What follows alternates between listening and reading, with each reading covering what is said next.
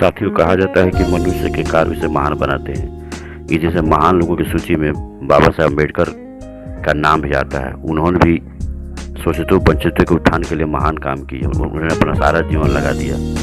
उनकी विद्वता के कारण ही सारी दुनिया उन्हें सिंबल ऑफ नॉलेज के नाम से जानती है। आज मैं उस कॉलेज के बारे में बात बताने वाला हूँ जिसकी स्थापना खुद बाबा साहब अम्बेडकर ने किया था। बाबा साहब के वो सपनों का कॉलेज है।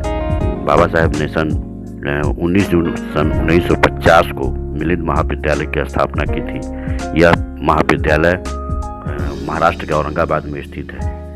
बाबा साहब की दूरदर्शिता और सोच देखिए कि वे इस कॉलेज की स्थापना का पहले उन्होंने 8 जुलाई 1945 को पीपुल एजुकेशन सोसाइटी ट्रस्ट की स्थापना की थी, जिसके तहत इस कॉलेज की स्थापना हुई थी।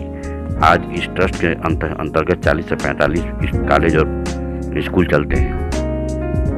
1950-51 में इस कॉलेज को बनाने में करीब 11 लाख रुपए खर्च हुए थे, जिसमें बाबा साहब ने अपनी कमाई का 7 लाख रुपए इस कॉलेज को बनाने में लगा दिए थे। बहुत लोगों ने बाबा साहब को चंदा देने की कोशिश की, लेकिन बाबा साहब ने उसे लेने से इनकार कर दिया था। मिलिंद कॉलेज बाबा साहब के सपनों की अनमोल धरोहर है। कहा जाता है कि हैदराबाद के 7वां निजाम मीर उस्मान अली खान ने बाबा साहब को कॉलेज खोलने के लिए ज़मीन दिया था, लेकिन वो भी मुफ्त में नहीं। बाबा साहब ने निजाम का केस लड़ा था, क्योंकि बाबा साहब एक काबिल वकील थे, इसलिए निजाम ने उस पैसे के बदले बाबा साहब को ज़मीन दिया था। बाबा साहब की निगरानी में इस महाविद्यालय का एक इंच जोड़ा गया था।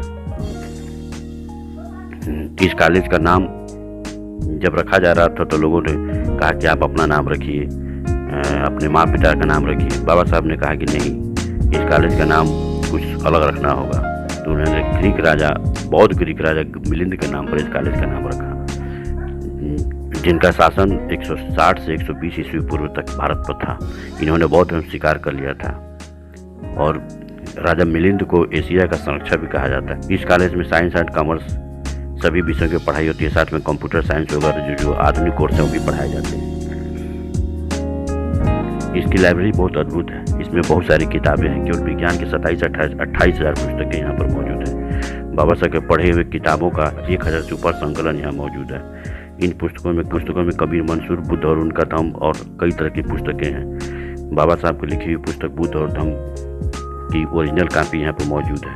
इस महाविद्यालय के अंदर बाबा साहब के जीवन की जानकारी के संबंधित बहुत सारे चित्र लगे हुए हैं। एक संग्रहालय भी जिसमें बाबा साहब के प्रयोग की गई सामान या वस्तुएं रखी गई है, जैसे उनका बिस्तर है, उनका जो बर्तन यूज करते थे वो बर्तन रखा हुआ है, वो लाठी जिससे ले चलते थे वो लाठी रखा हुआ है। इस तरह से वो भी वहाँ जाकर देख सकते हैं। कैंपस के अंदर बोधि वृक्ष भी लगाया जिसको बाबा साहब ने खुद लगाया था। उस स्थान को लुम्बिनी वन भी कहते हैं। तो ये बाबा साहब के प्रेमियों के लिए एक बहुत ही ऐतिहासिक स्थान है, जिसे हर लोगों को, हर शिक्षा प्रेमियों को, हर बौद्ध प्रेमियों को जाकर वहाँ देखना चाहिए। क्योंकि बाबा साहब ने कहा था कि शिक्षा वह शेरनी का दूध है जिसको जो पिएगा वो दहाड़ेगा। साथ उन्होंने कहा था कि शिक्षित बनो, संगठित हो और संघर्ष करो।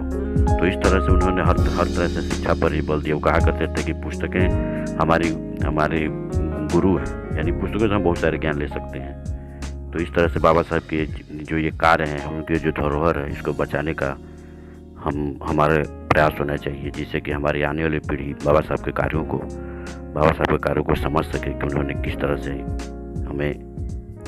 हमें उन्नत जीवन देने के लिए किस तरह से उन्होंने कार्य